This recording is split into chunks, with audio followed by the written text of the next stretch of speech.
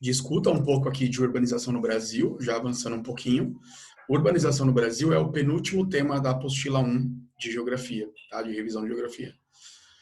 E aí o último tema é, acho que é indústria, economia, não lembro agora, tá? Mas aí depois eu vou olhar direitinho. Eu só tive tempo de ler urbanização e urbanização no Brasil.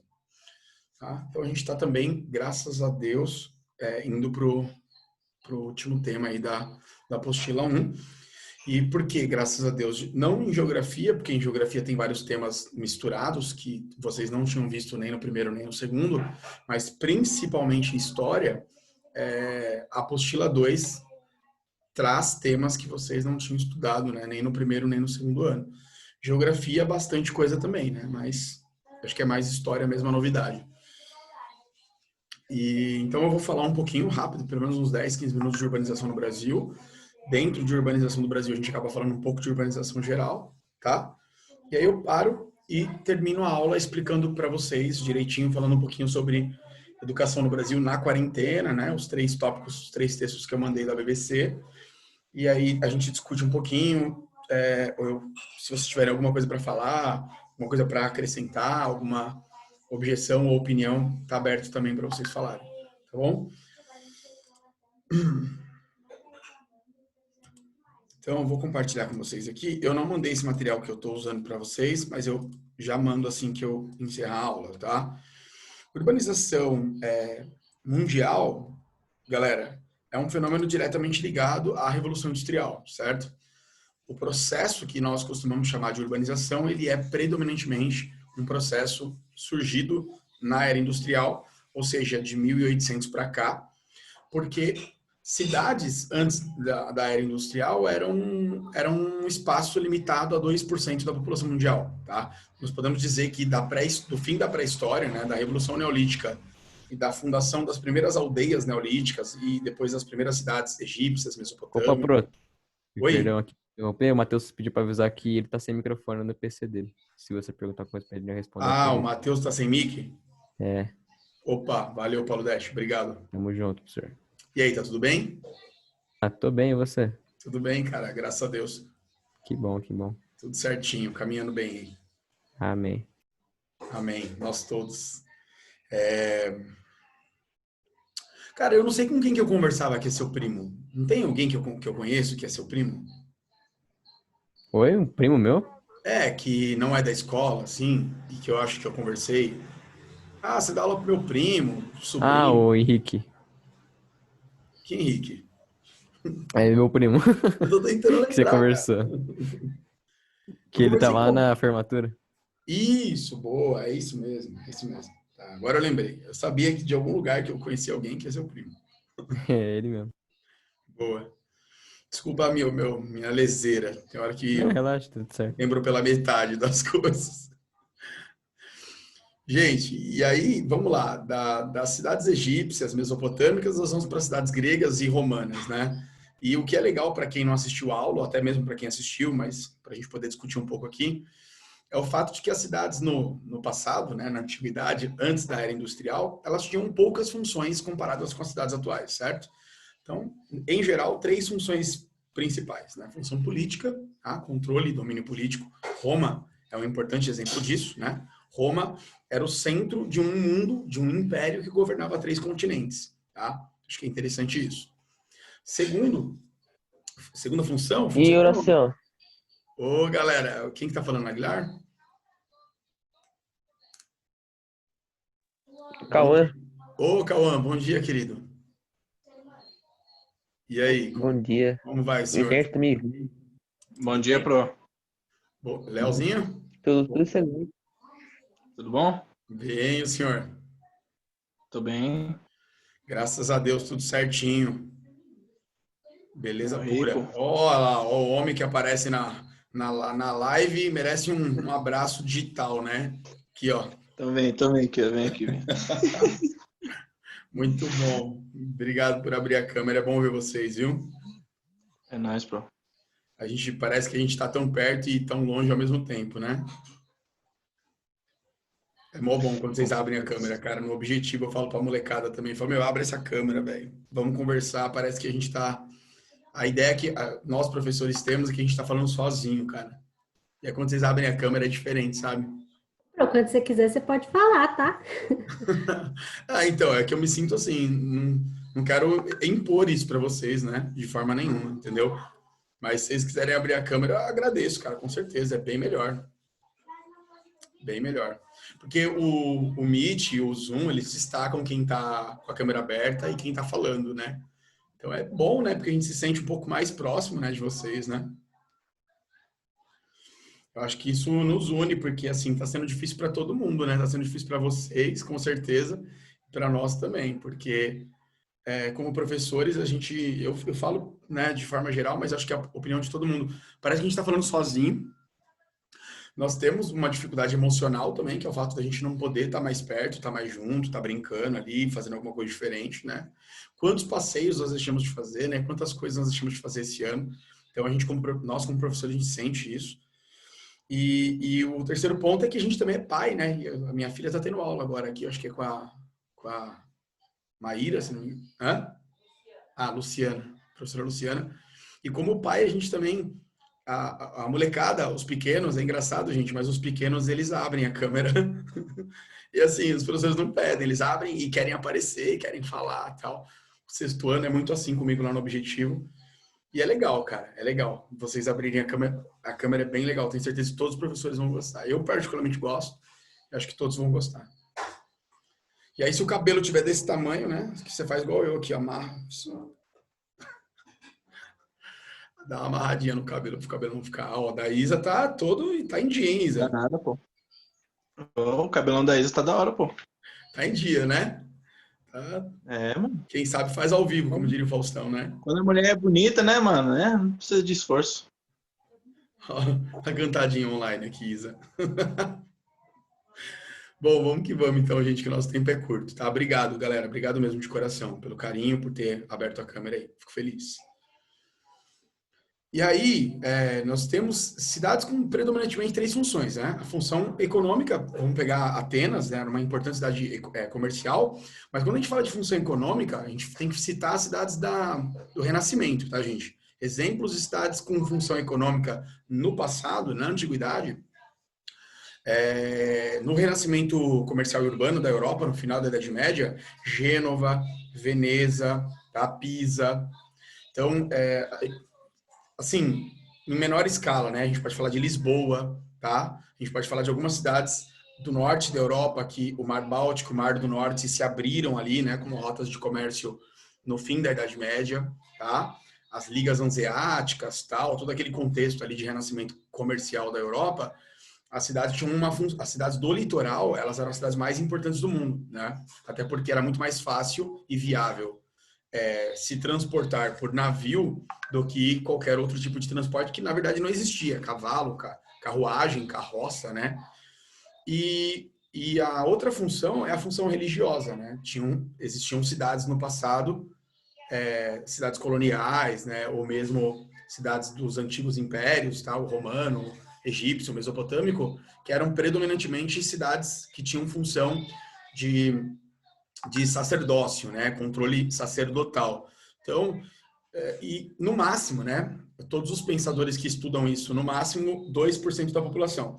Então, de 1800 para cá, nós temos realmente um fenômeno de urbanização causado pelo êxodo rural, que é as indústrias, né? O trabalho artesanal vai sendo substituído por um trabalho mais industrial, mais manufatureiro, né, vamos dizer assim, e aí, pouco a pouco, de forma geral, há um cercamento de terras na Europa, né, que vai expulsando os camponeses das áreas rurais para as áreas urbanas. E agora a gente vai falar propriamente do Brasil. O Brasil tem uma urbanização muito ligada ao passado colonial, né, gente? Então, por isso que vocês pegam as 11 maiores metrópoles do Brasil são cidades litorâneas, são cidades próximas ou até mesmo cidades do litoral, tá? Rio de Janeiro, né? Você pega aí Fortaleza, Recife, né? São cidades predominantemente litorâneas, tá?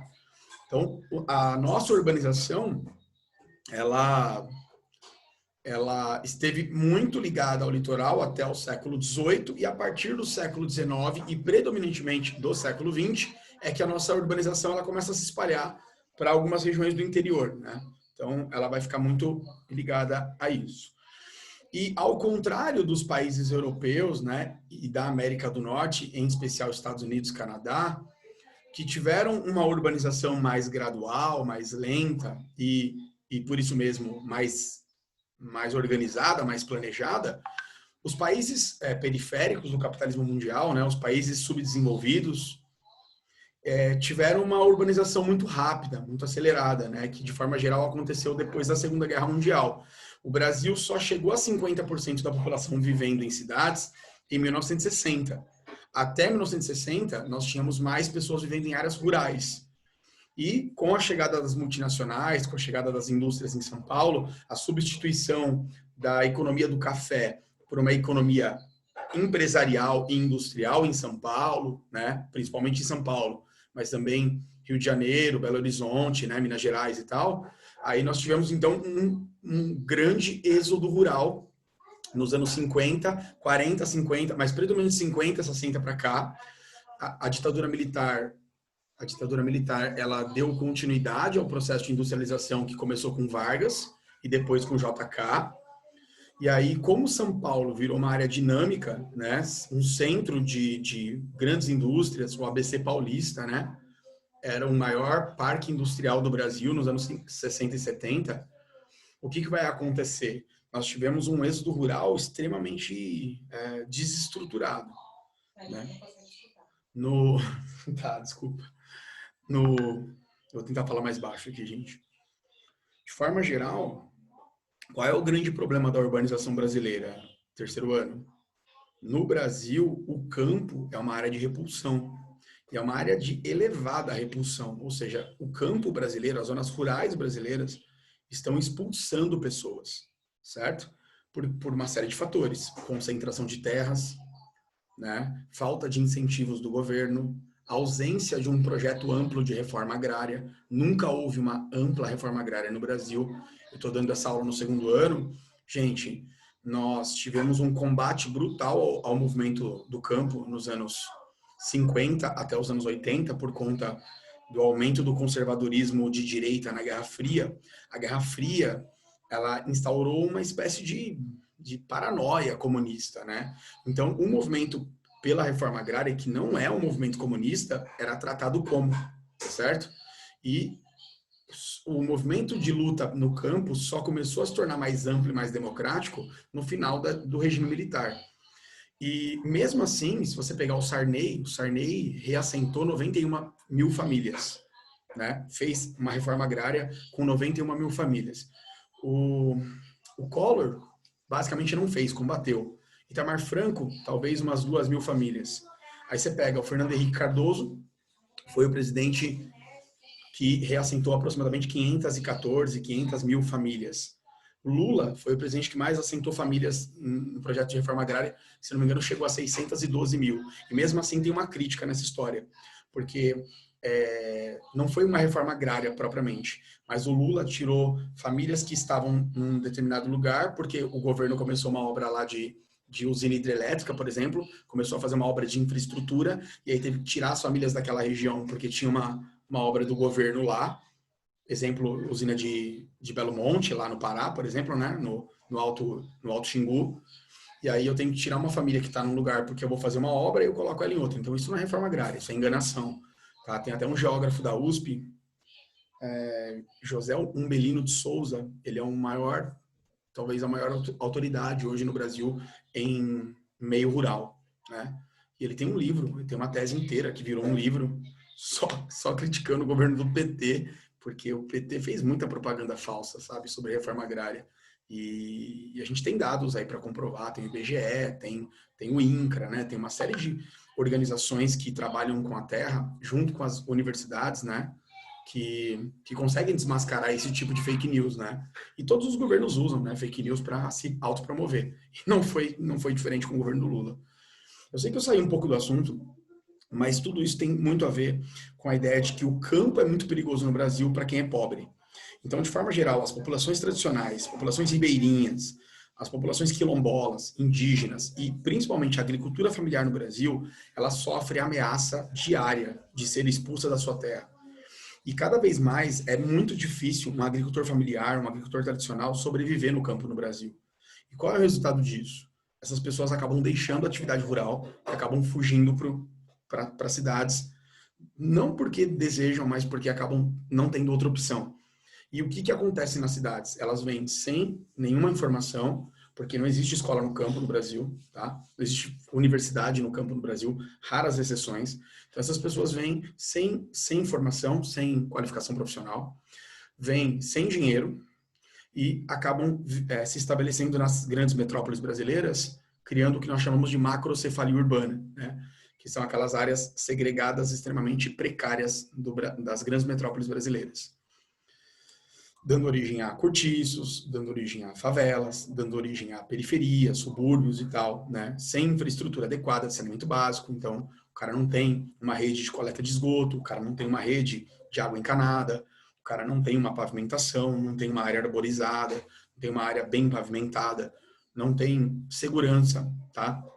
Então, você pega alguns bairros, comparando alguns bairros de São Paulo, por exemplo, você entra num bairro nobre, você vai pegar aquela rua asfaltada, limpa, arborizada, né, com câmeras, com muros. Você vai para um bairro pobre, você vai pegar aquelas casas amontoadas, com pouca infraestrutura de material de construção, né? Não sei se vocês viram no Facebook agora há pouco tempo uma casa que desabou em Mauá. Vocês chegaram a ver, não? A Isa tá balançando a cabeça aqui, que viu, né? Possivelmente. Sim, bro. Até saiu um cara antes de cair a casa, não é? Exato. Exatamente. O bagulho é mó tenso, velho. Cara, me parecia ser um sobrado, assim, bem construído até, né? Me parecia ser um sobrado, né, num padrão até bom, né?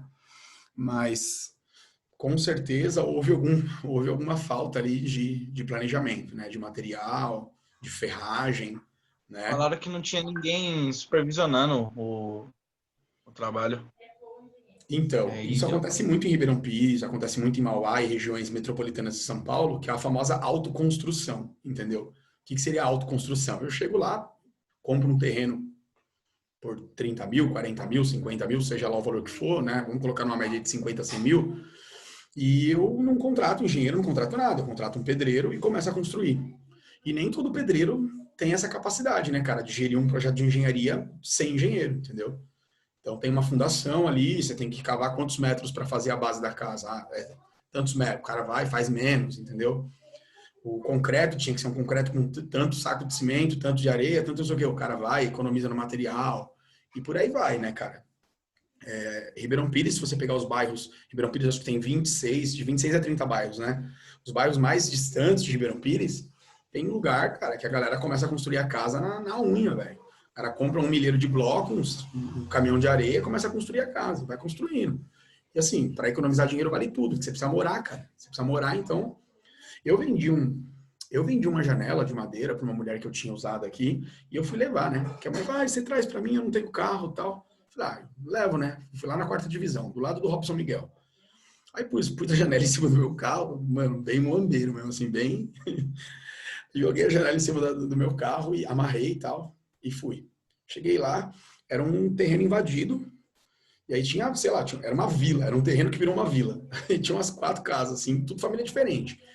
E aí eu subi com a janela nas costas, cara, carreguei, né, porque a mulher não podia carregar, tinha 2 filhos e tal. Eu entrei na casa da mulher, a casa da mulher era bloco, cara. Não tinha janela, não tinha porta, tinha nada, era um bloco. E a mulher com o videogame ligado, os filhos jogando um PlayStation 2, 3, lá, sei lá o que era. E achei muito louco aquilo. Por quê? Porque as pessoas no Brasil, elas vivem assim, cara. Eu não tenho uma linha de financiamento com uma taxa que aprove 100, 200 mil reais para eu comprar uma casa ou um apartamento.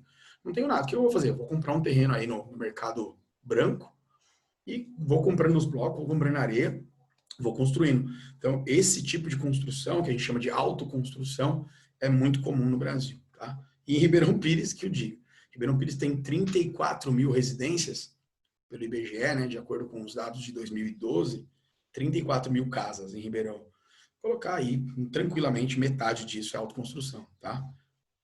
Tranquilamente. Bom, o que falar aqui para vocês sobre as cidades brasileiras de forma geral, né? Vocês estão vendo aqui, ó, os municípios com mais de 500 mil habitantes, exceto capitais, tá? Então, tem no Brasil hoje, galera, o que mais cresce, isso eu já falei lá na primeira videoaula que eu gravei, os municípios que mais crescem no Brasil hoje são os municípios de 100 mil a 1 milhão de habitantes, tá? Então, as grandes metrópoles, Salvador, Fortaleza, né? São Paulo, Rio de Janeiro, Porto Alegre, Florianópolis, essas grandes cidades, elas não estão crescendo no mesmo ritmo que cresciam até os anos 90, elas estão passando por um processo de desmetropolização, ou seja, por ter um custo de vida muito alto, né, aluguel muito caro, imóvel muito caro, trânsito, violência, poluição, as pessoas estão fugindo dessas grandes metrópoles, tá? E estão indo para cidades médias, em geral cidades do interior, tá?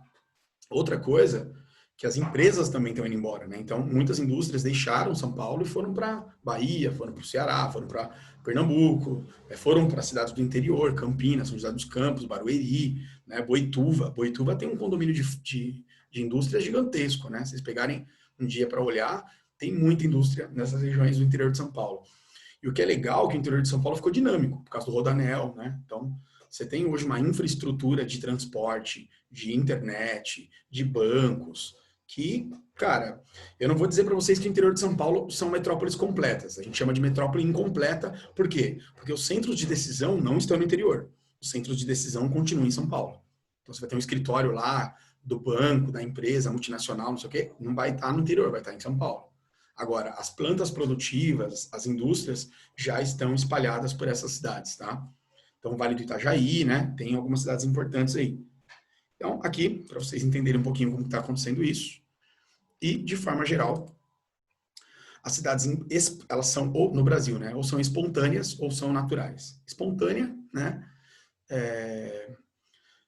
Chegou lá um núcleo de colonização de Portugal, fundou uma igreja, né? E tal, e do nada surgiu a cidade, tá? Eu colocaria até Ribeirão Pires nesse rol. Construíram a Igreja do Pilar lá em 1730 e em volta do Pilar surgiu uma vila. E depois as olarias de tijolo, né, que faziam muito tijolo em Ribeirão antigamente. E no caso do Centro Alto e do Centro Baixo, nós temos o moinho de trigo, né, que a gente chama de fábrica de sal, e principalmente a estação de trem de Ribeirão, que foi inaugurada no final do século XIX. Então, em volta da estação de trem, em volta do moinho de trigo, né, no final do século XIX, com a colonização italiana em Ribeirão, início do século XX, do nada surge Ribeirão. Tá? E Ribeirão foi crescendo de qualquer jeito, tanto que tem um monte de casa na beira do rio que não era para ter. Então, espontâneo. Tá? E aí você tem algumas cidades no Brasil que surgiram como feitorias, né, que eram defesa dos portugueses aqui no Brasil, né, o caso de Cruz de Cabralha, na Bahia. Defesa, você tem Fortaleza, o próprio nome já traz uma ideia de defesa, né? Manaus e Natal, tá? Missões religiosas. São Paulo, o centro, a capital paulista, era uma escola de padres, tá? Era uma igreja com uma escola. Então, missão religiosa. Mineração, Ouro Preto, né? E Cuiabá, são duas cidades que surgiram por causa da busca pelo ouro. Entroncamento ferroviário. Ribeirão Pires está nesse esquema. Ribeirão Pires, coitada, né? Pequena, não dá para comparar. Mas grandes cidades de destaque aí que eram entroncamentos ferroviários, Bauru, tá? Núcleo de colonização, né? O que é núcleo de colonização, professor? Vieram imigrantes europeus do século XIX ou no comecinho do século XX, antes das guerras mundiais, e deram origem a essas cidades. São cidades predominantemente europeias, assim, sabe? Que até as características culturais são bem diferentes do restante do Brasil. Londrina, Maringá, Blumenau, Joinville, tá? Caxias do Sul, Bento Gonçalves, tá? Então, muito italiano, muito alemão, tá? E arraiais de bandeirismo, né? Ou seja, lugares onde os bandeirantes paulistas migravam para o sertão e à medida em que eles iam capturando índios ou encontrando alguma forma de geração de riqueza, eles fundavam vilas, e essas vilas deram origem a atuais cidades, tá? Então, arraiais de bandeirismo minerador, tá? Em geral, Mato Grosso, Goiás, né? E assim por diante. Aqui, algumas fotos para vocês verem as funções turísticas, né? De algumas cidades, tal. Então, Minas tem muito, né? Rio de Janeiro, várias regiões do Brasil têm cidades turísticas que ainda conservam um pouco da arquitetura colonial do século XVIII, né? mas grande parte ou já foi destruído ou foi restaurado, porque já não é mais original, tá?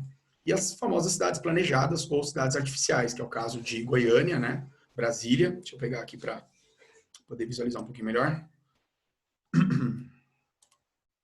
Então aqui a gente tem, ó, são cidades criadas a partir de um plano previamente estabelecido por um engenheiro, por um arquiteto, no caso Oscar Niemeyer, né? E contribuiu para a formação de várias cidades planejadas do Brasil. E aí nós temos Teresina, 1851, Aracaju, Belo Horizonte, tá? Goiânia, 37, governo Vargas. A Brasília, JK, né? Foi um projeto do JK. E Palmas, Tocantins, que foi um dos nossos últimos estados a serem emancipados no Brasil, né? Tocantins é um dos últimos estados aí dos 26 estados brasileiros, tá? Aqui, para a gente finalizar, Joinville é uma daquelas cidades tipo dormitório e uma cidade que foi construída para a elite brasileira, né? Então, tipo, é literalmente uma segregação espacial. Vai viver nessa região quem tem condições de comprar um apartamento, um imóvel, que em geral são dos mais caros aí do Brasil. Aí, as classificações de sítio urbano do Brasil, né? Então, sítio urbano é uma área em que o aglomerado está assentado e o assoalho da cidade. Assim, temos a Acrópole, que na Grécia Antiga era dito como a parte alta, né? Ou colina, tá? E o restante seria as partes baixas, tá? Cidades de planície, cidades de planalto, cidades de montanha. O Brasil não tem montanha, tá? A gente chama de montanha um planalto mais elevado, tá? Então, as regiões mais altas do Brasil não ultrapassam 1.300 metros acima do nível do mar. Em geral, fica em Brasília e Minas Gerais, tá? São Paulo também, né? Campos do Jordão. Cidades insulares, como o nome já diz, são cidades formadas por ilhas, né? Então, ou que estão em baías, né? Regiões do continente recortadas pelo mar, tá? Então, a gente chama de cidades insulares.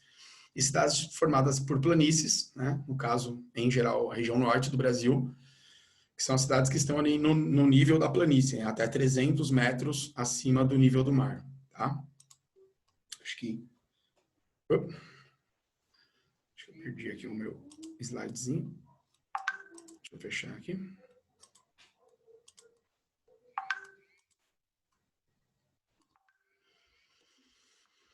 eu dar um F5 aqui. Gente, até aqui, tranquilo? De boa, prof. Tudo tranquilo, professor. De boa? Isa? Beleza, galera. No final desse slide, tem alguns exercícios, como que isso pode cair na prova. Eu vou mandar para vocês daqui a pouco, tá gabaritado, tá? Então, assim, é legal para quem quer dar uma estudada e ver como que esse tipo de conteúdo pode aparecer na avaliação, no Enem e outros vestibulares, tá? Acho que é isso que eu tinha que falar, assim, de forma geral. Faltam 10 minutos. Eu vou só pedir para vocês, por gentileza, eu vou mandar... a gente sai e entra no mesmo link, dá para fazer isso? Dá, né? Acho que sim. Então, vamos fazer assim. A gente sai, encerra essa chamada e entra no mesmo link e recomeça mais 10 minutinhos só para eu falar para vocês do projetinho de atualidades. Pode ser? Pode. Demorou. Então tá bom, gente. Obrigado. Até vamos